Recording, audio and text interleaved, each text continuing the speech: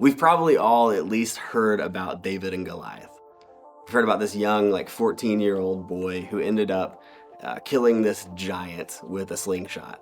We've maybe at least heard of the phrase, something along the lines of, "You're David and this person's Goliath." Maybe we've heard it in a sports metaphor, or we've heard it about companies where there's this big Goliath company and there's this small company that's David.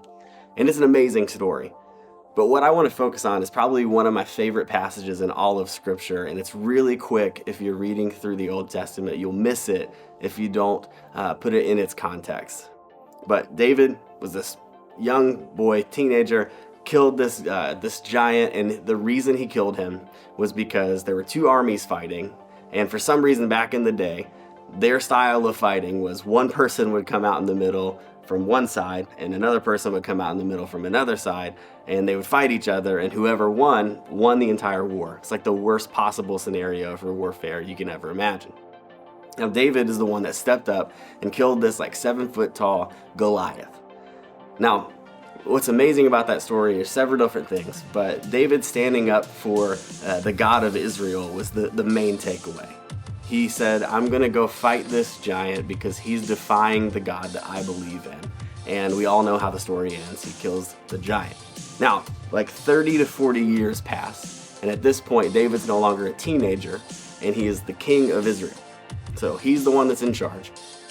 And in 1 Chronicles, this is the part that I told you that if you breeze past it, you're not going to quite get it, but it's so powerful if you do read it. Let me read this to you. 1 Chronicles chapter 20, starting with verse 4. It says, "In the course of time, war broke out with the Philistines at Gezer.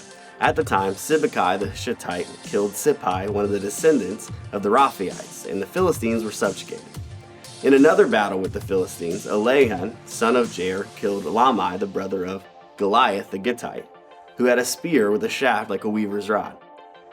In still another battle, which took place at Gath, there was a huge man with 6 fingers on each side and 6 toes, 24 in all.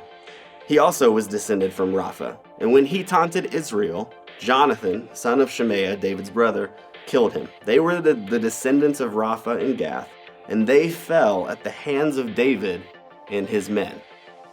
So what's amazing about this is that for 40 days, Goliath was taunting the army of Israel when they were fighting. And no one wanted to stand up against him until David stepped into the picture as a 14-year-old kid.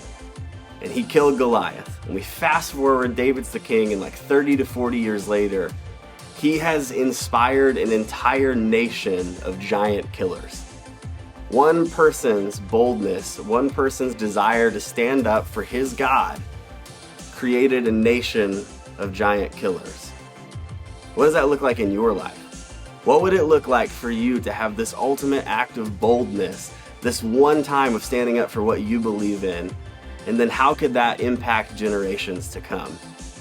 This story is an amazing reminder that when we stand up for what we believe in, and when we are bold and we are strong, lives are changed, and we might not even see them get to be changed because it comes later on.